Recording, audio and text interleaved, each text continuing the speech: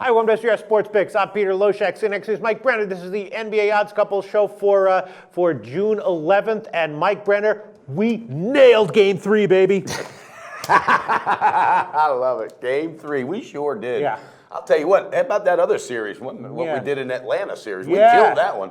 Oh, totally. Totally. I remember that one. That's Dude, right. we fucking nailed that Atlanta series. We shut up all those haters. All right, so thanks for tuning in, and we will catch you with the NBA Odds Couple show on Monday, where we'll review. No, all right. We did nail Game 3. Game 4. What was the first half undercover?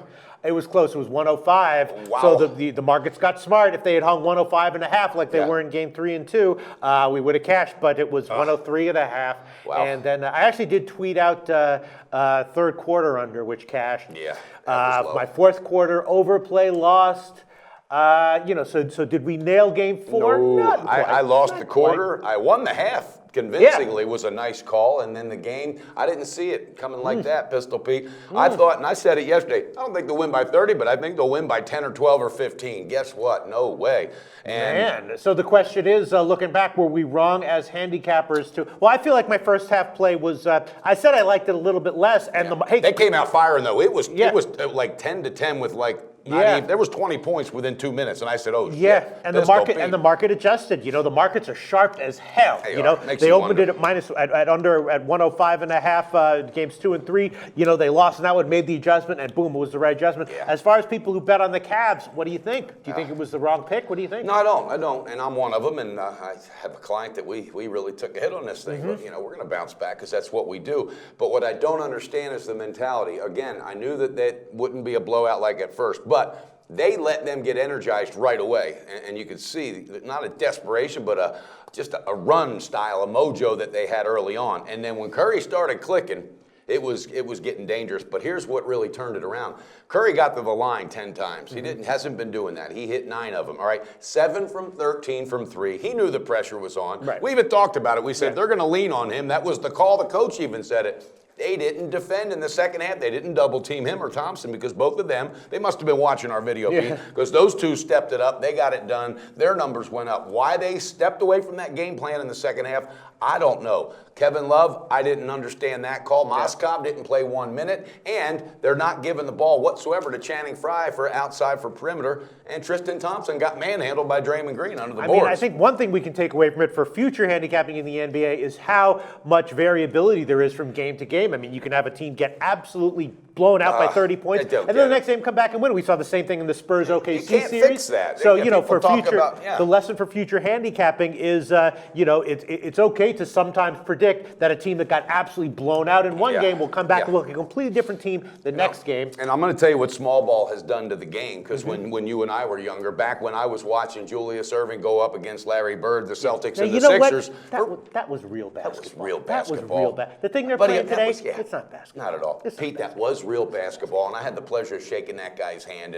But the deal, in a series, in a finals, you never had those just unbelievable blowouts and then go on the road again. And this is what the small ball's doing. But there's some interesting stuff that you got to know. LBJ, LeBron, 7 turnovers, okay?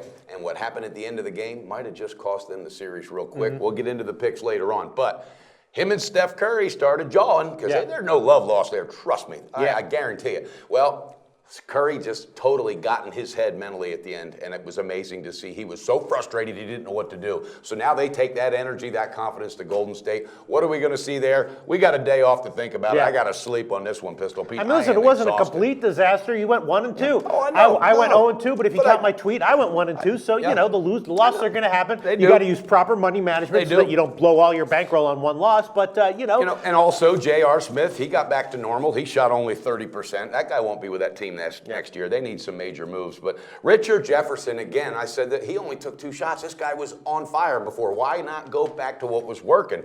And Tyronn Lue got out-coached here. And you know what? Bottom line, Ooh, that was a All hell of right, a so game we're towards not the going to end. give any picks in today's show. We will give them on Monday, but do you have any initial thoughts on the opening line? It's -7. Some people I are saw saying, it at 8.5. oh, Pete. okay. Well, Yeah. I saw it at -7 right before we checked this show. Okay, well then it's and- gone down. It was at 8, Yeah. 8.5 this Well, that morning. tells you that some people think that there's going to be a bounce back from You know. Cleveland, which I guess we would expect. Well, they got no choice. Yeah, I have heard opinions that I mean, predictable opinions. It's over. The Cavs are done. Yeah. You know. Yeah. Well, I thought the Game 4 was a no-brainer and it Yeah. was done, and look Yeah. how that turned out. So I can't call that one right now, my man, but It I does guarantee feel you at some first good glance- sleep, some rest, and I'm going to come up with something. We're going to dig deep, but by God, we're going to get it done. I mean, at first glance, it does seem like kind of a big line, right? It feels like the Cavs are going to at least, if not win the game, take it down to the wire, right? And yes, no doubt. But what has been done with that last minute, all right, and if it hadn't happened, it would make a big difference.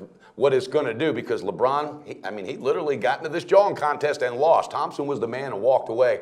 He's going to carry that frustration into that building where it's going to be so freaking loud. Those fans are going to give him hell. And when he misses a shot, they're going to have standing ovations every time. I'm telling you, they're going to get into his head. Tune in, baby. We got some good stuff. All right, well, game. let's just wrap it up with this. Haters, congratulations. Absolutely. You have glowed away. Make your comments that this is your time. It is. And Pete and I have never said that Golden State wasn't a damn good team. Do it when we're on a bunch of losses, not when we're winning. And haters, look. Congratulations. I'm happy for you, especially a new ball, some of the others.